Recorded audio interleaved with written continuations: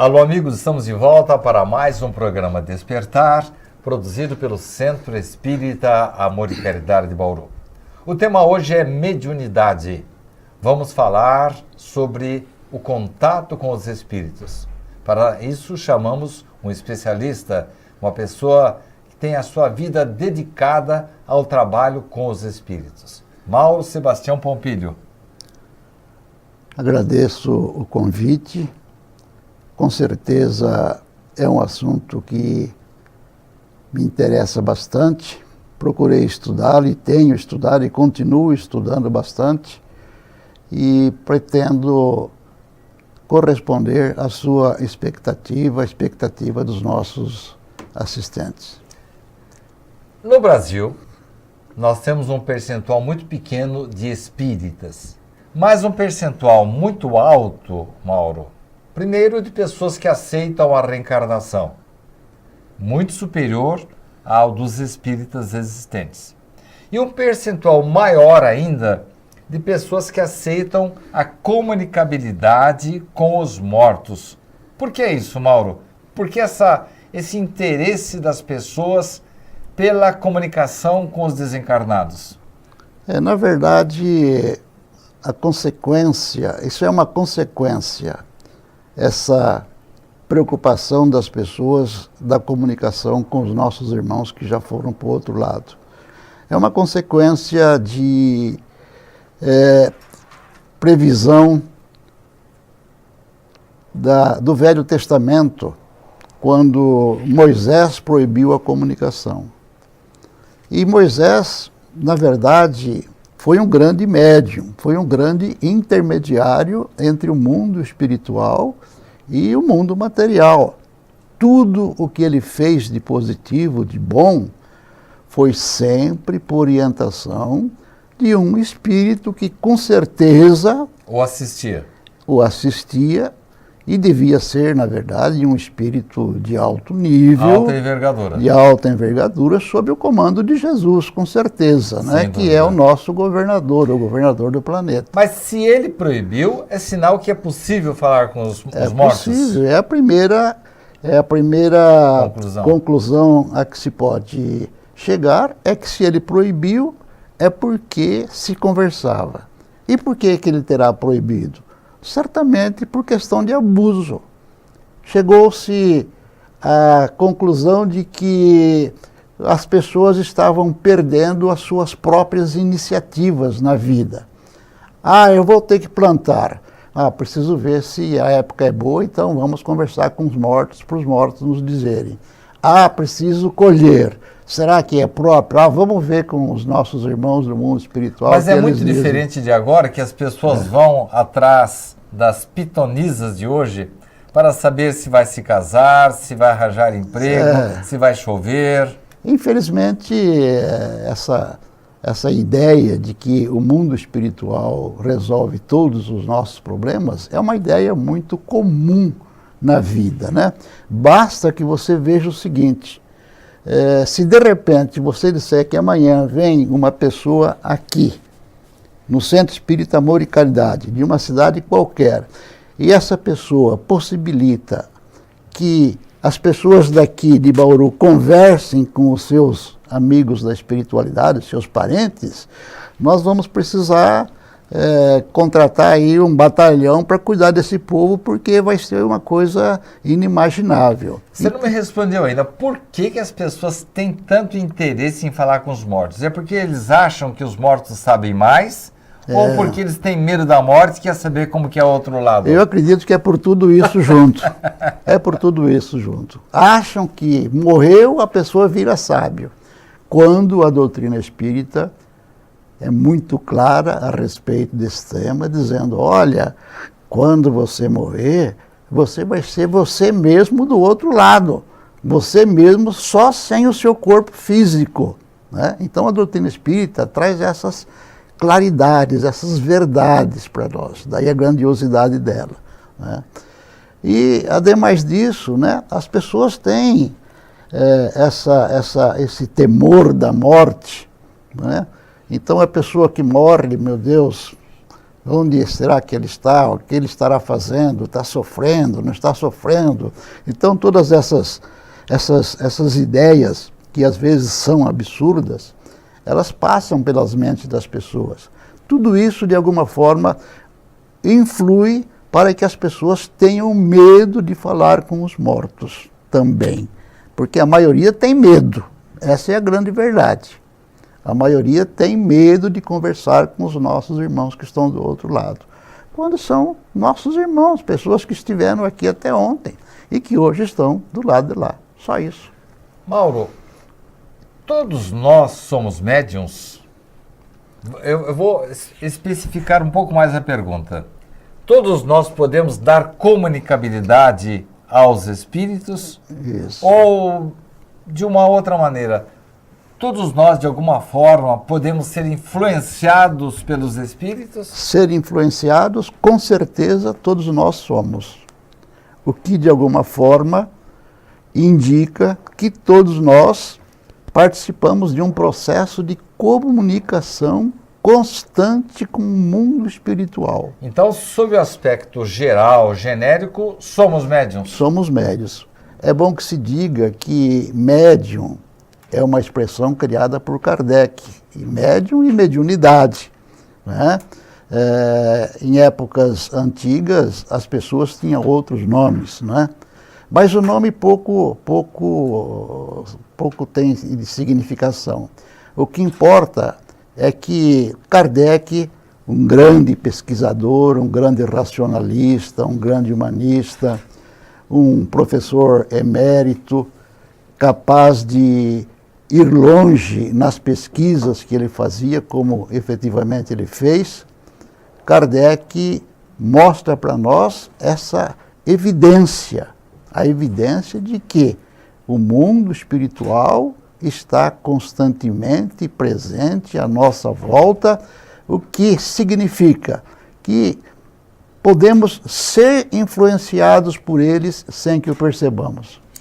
Se nós não podemos, todos nós, dizer que temos a chamada mediunidade ostensiva, mas a mediunidade intuitiva, podemos sofrer a influência dos espíritos, no próximo bloco eu vou perguntar ao Mauro por que tão poucas pessoas participam de reuniões mediúnicas. Voltamos já já.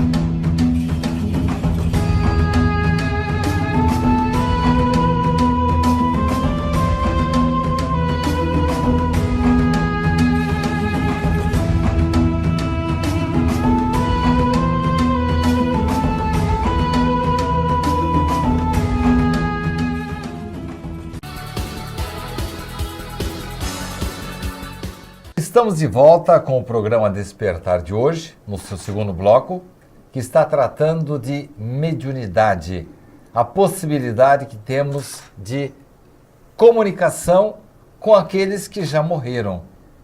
Mauro, no bloco anterior, você falou que todos nós podemos sofrer a influência de espíritos. Isso, de uma certa forma, justificaria porque tanta gente vai atrás de espíritos, às vezes porque acham que os que morreram já sabem mais, ou porque têm medo da morte. Enfim, isso, vamos dizer assim, no atacado.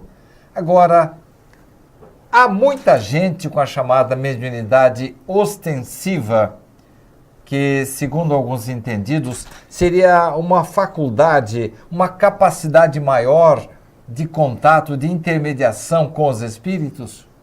Exatamente. Quando classifica, quando fala sobre a mediunidade, Kardec que foi, na verdade, quem, de alguma forma, organizou toda essa temática, ele expõe para nós, olha, todos nós, de alguma forma, somos influenciados pelos espíritos. No entretanto, algumas pessoas, em face de uma condição orgânica especial, que ele não define qual é essa condição orgânica, mas ele fala, é uma sensibilidade diferenciada ou uma sensibilidade mais aguda. Por consequência dessa sensibilidade mais aguda, algumas pessoas não só têm a percepção dos espíritos, a presença deles, como, de alguma forma, se prestam para que os espíritos, através delas, se comuniquem conosco. É o caso do Moisés, é o caso dos profetas do Antigo Testamento. Jesus, evidentemente, está fora de cogitação porque a sua condição espiritual é totalmente diferenciada. Superior. Né? É o único anjo que passou pela terra, como ensinam os nossos irmãos mais sábios. O único anjo que passou pela terra. Mas, mesmo eles dizem que Jesus teria sido o médium de Deus. Ou seja, aquelas lições de vida mais excepcionais, mais importantes, mais fundamentais, para que nós nos organizemos bem na nossa vida, aproveitemos as oportunidades que Deus nos dá, elas foram passadas por Jesus.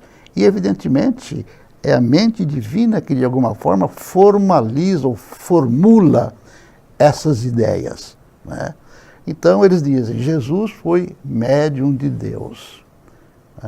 Quando Jesus diz, eu e o Pai somos um, e eu estou aqui para fazer a vontade de meu Pai, certamente ele tinha consciência de que era exatamente aquilo que ele dizia ou que ele fazia que a divindade esperava que ele dissesse ou fizesse. Era o intermediário. Era o intermediário.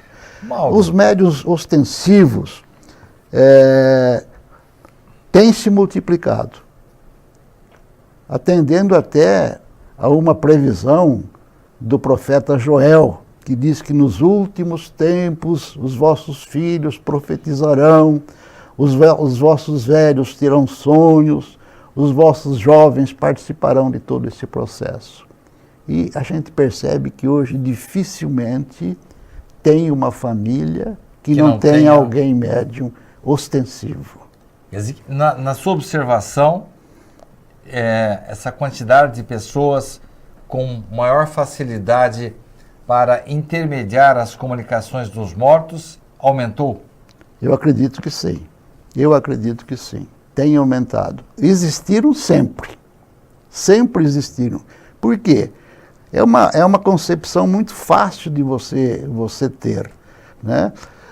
Será que Deus, de repente, colocou a criatura humana na face da terra e a deixou jogada à própria sorte? Não. Deus sempre se ocupou de nos ajudar.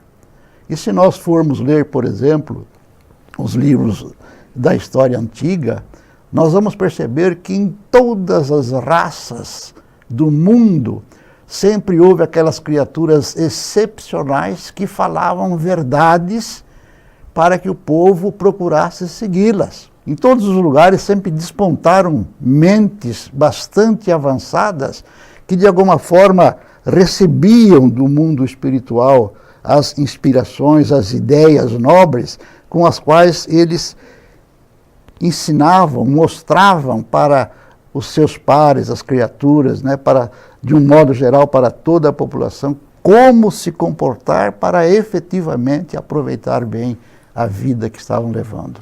Mauro, a mediunidade, a comunicação com os espíritos no começo do espiritismo foi mais para recebermos orientações de espíritos superiores. Hoje, parece que a coisa se inverteu. Nós ajudamos mais os espíritos do que somos ajudados? Ainda somos muito ajudados, porque muito comumente nós estamos recebendo informações, orientações através de livros, né, das mais variadas espécies, que de alguma forma concorrem para que a gente repense a vida, para que a gente procure sempre tomar o caminho mais adequado, né? O caminho que as leis divinas nos propõem. Mas o que se percebe é que, efetivamente, nos últimos tempos tem crescido bastante a presença dos chamados médiuns especiais, médiuns que de alguma forma se prestam para que esse intercâmbio entre encarnados e desencarnados ele se realize de forma bastante ostensiva. Através da mediunidade, nós tivemos o resgate das coisas do Cristo, através de Allan Kardec na codificação, e depois na continuidade do Espiritismo, quando um médium extraordinário recebeu mais de 400 livros numa velocidade assim vertiginosa, e ele nos trouxe, vamos dizer, orientações de todos os matizes, no aspecto científico, no filosófico, no consolo a jovens que se comunicavam, nos romances, enfim. Francisco Cândido Xavier pode ser considerado o maior médium de todos os tempos? Com certeza. Chico Xavier, né, que se dizia um cisco, apesar da sua grandiosidade mediúnica, é um espírito de escola, indubitavelmente, né? É alguém que trilhou caminhos os mais variados, construiu construiu vidas sucessivas de grande dignificação, de grandes realizações positivas, e a quem, com certeza, Jesus deu essa incumbência especial de fazer com que a vida espiritual fosse total e cabalmente reveladas para nós. Eu não diria cabalmente. Cabalmente é uma força de expressão um pouco forte para o caso. Mas, através de Chico Xavier, nós temos hoje uma concepção bastante interessante, bastante dilatada até, de como o mundo espiritual funciona, o que não existia até então. Você diria que a obra de Chico Xavier, de uma certa forma, foi o complemento da revelação trazida por Kardec? Eu diria que sim. Eu diria que sim, porque Kardec foi o instrumento de que Deus se valeu, de que Jesus se valeu, para que efetivamente as coisas, como Jesus havia proposto, se colocassem nos devidos termos, porque elas estavam totalmente distorcidas. Kardec foi um instrumento para que, vamos dizer assim, o cristianismo voltasse a ser visto na sua pureza, tá? Só que ele não teve condições, não é, de fazer tudo o que deveria ser feito para que mais novidades acontecessem, para que mais realidades fossem transmitidas para nós. Jesus havia prometido, está lá no Evangelho de João, né, que remeteria para nós o Consolador, o Espírito da Verdade, que revelaria muitas outras coisas. E a mediunidade consola?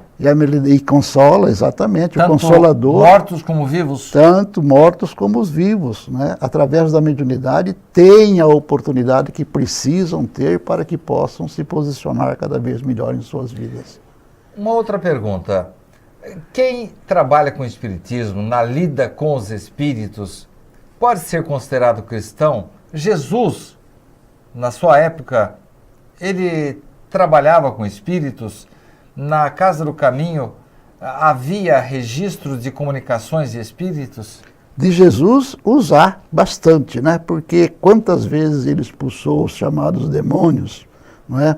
Quantas vezes ele atendeu as pessoas que necessitavam, às vezes porque estavam sofrendo algum tipo de perseguição espiritual. Mas nos Atos dos Apóstolos há registros de até sessões mediúnicas. De até sessões mediúnicas. Não é isso? Tudo isso é verdade que o próprio Paulo, na primeira carta aos Coríntios, ele fala numa verdadeira sessão mediúnica como nós as realizamos hoje. Ah, é?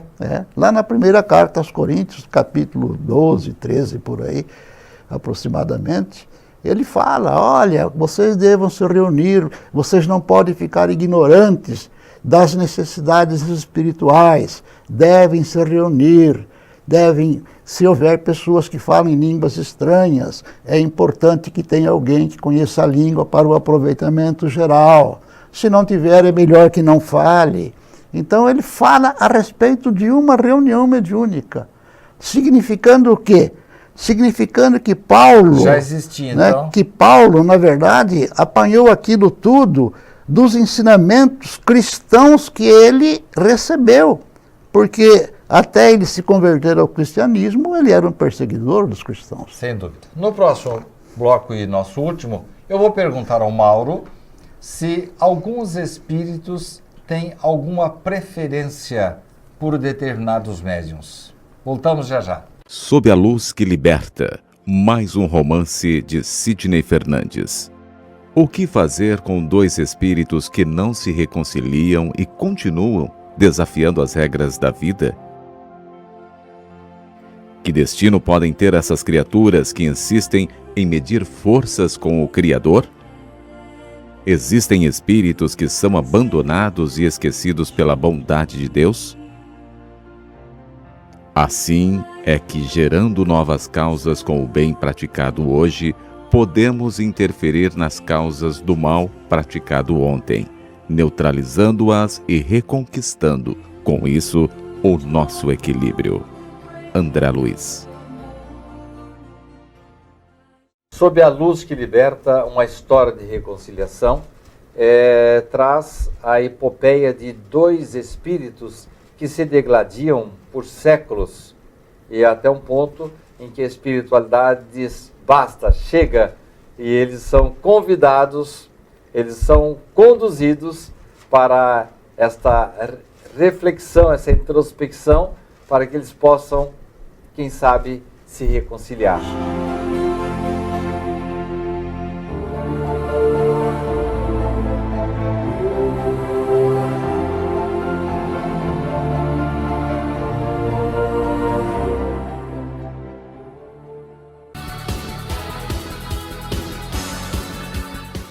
Estamos de volta para o último bloco do programa de hoje sobre mediunidade. Estamos aqui com um expert sobre o assunto.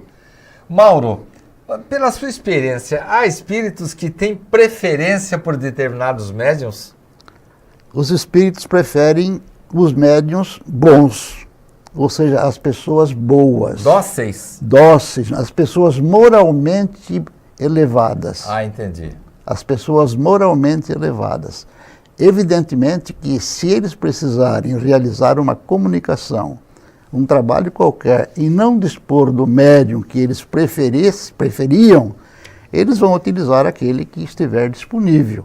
Mas eles têm suas preferências. Há casos até, e isso está no livro dos médiuns, há casos até de espírito que, em se tratando de espírito que se comunica para dar uma mensagem, dar uma orientação, transmitir alguma coisa boa, que prefere um determinado médium, porque as energias, possivelmente, elas sejam mais, se casem melhor, então eles preferem aquele determinado médium para aquela comunicação, né?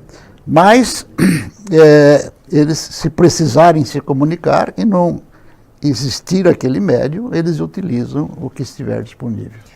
Eu queria contar um caso para você de uma comunicação de que eu ouvi falar há poucos dias. Um médium muito conhecido que trabalha na atualidade, ele estava catalogando as fichas daquelas reuniões em que há um fluxo muito grande de pessoas. E o médium recebeu uma orientação para que determinada pessoa fosse atendida em primeiro lugar. E ele chamou essa pessoa em primeiro lugar. E era um senhor que não era nem espírita, ele queria ter uma comunicação, receber uma mensagem do seu filho desencarnado. E o espírito, conversando com ele, disse: olha, eu estou aqui trazendo um recado do seu filho para determinada pessoa. Você conhece? Não, não conheço. Aí, durante a reunião, esse pai telefonou para a esposa, perguntou, você conhece fulano? A esposa deu uma parada do outro lado e descobriu que o filho dela estava mandando um recado para uma pessoa muito querida dele quando estava na Terra. Aí o pai se chocou com aquela informação e voltou e teve a prova assim cabal de que era realmente o filho, porque nem mesmo ele sabia o nome da pessoa a quem ele estava se dirigindo, e ele acabou ouvindo a informação da sua esposa que conhecia o caso. A minha pergunta: espíritos desencarnados trazem recados e nesses recados trazem algumas mensagens, às vezes subliminares, para poder esclarecer algumas situações aqui da Terra? Fazem.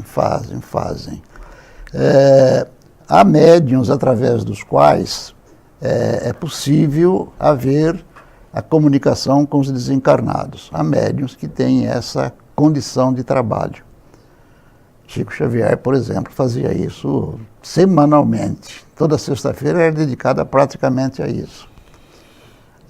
Agora, às vezes, a pessoa com a qual o daqui quer se comunicar, do lado de lá, ela não está em condições de efetivamente vir ela pessoalmente e dar a comunicação. Manda um recado. Então, o que faz? Um espírito se incumbe de conversar com ele, ver o que é que ele gostaria de falar para o pai ou para a mãe, para o parente que está, de alguma forma, evocando ele, e faz a transmissão. E, às vezes, né, até dá detalhes para que, efetivamente, fique bem demonstrado que a mensagem é, efetivamente, uma mensagem da pessoa desejada. Mas não há uma certa restrição lá da espiritualidade para a revelação de certas verdades, Mauro? Sim. Nem tudo pode ser revelado. O mundo espiritual é muito bem organizado, vamos dizer assim, né? É muito bem organizado para saber o que pode e o que não pode ser revelado. Porque, às vezes, aquilo que nós achamos que é um bem para nós pode ser um grande mal se nós tivermos conhecimento da situação. Mauro, de onde surgiu a expressão de Chico Xavier que o telefone toca de lá para cá? Exatamente porque nesses processos de comunicação, há sempre aquela vontade muito aguda das pessoas daqui, eu quero falar com fulano, né? E o Chico disse, olha, precisa ver se ele pode falar. Né? E deve, então, né? É ele que vai ver se pode falar e se deve, então é de lá para cá que a coisa vem, não é daqui para lá só, não. Para encerrar, Mauro, eu quero contar uma experiência pessoal. Eu estava na cidade de Urupês e quando uma médium daqui de Bauru mandou uma mensagem perguntando alguns detalhes dos meus avós. Eu não dei, eu queria saber por quê. E ela disse que era porque ela tinha uma carta recebida já há um mês aqui na casa e não sabiam para quem era dirigida. Eu pedi que ela me mandasse uma cópia da comunicação e eu identifiquei nas palavras detalhes da minha vida que estavam sendo trazidas pelo meu avô. Inclusive a assinatura, ele assinava de uma determinada forma e porque o nome dele era muito comum, ele acrescentou uma letra, um sobrenome para evitar a homonímia. Então, foi na assinatura dele, ele acrescentou essa letra desse sobrenome que ninguém conhece, poucas pessoas só da nossa família sabem desse assunto. Mauro, eu fiquei assim estarrecido porque eu não pedi essa comunicação, mas o meu avô espontaneamente veio aqui, mandou o recado e o recado chegou até mim. Mas isso é possível, isso acontece, né?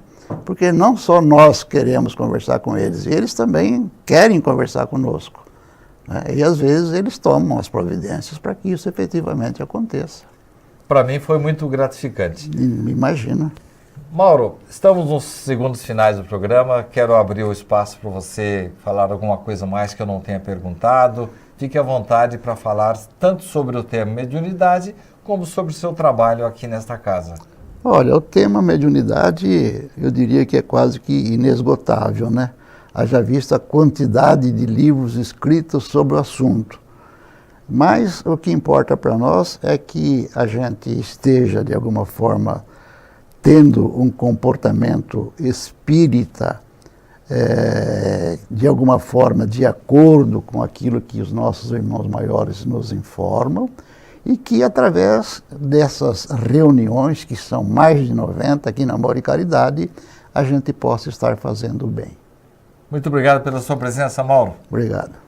Obrigado a você, caro telespectador, pela sua companhia e até a próxima semana.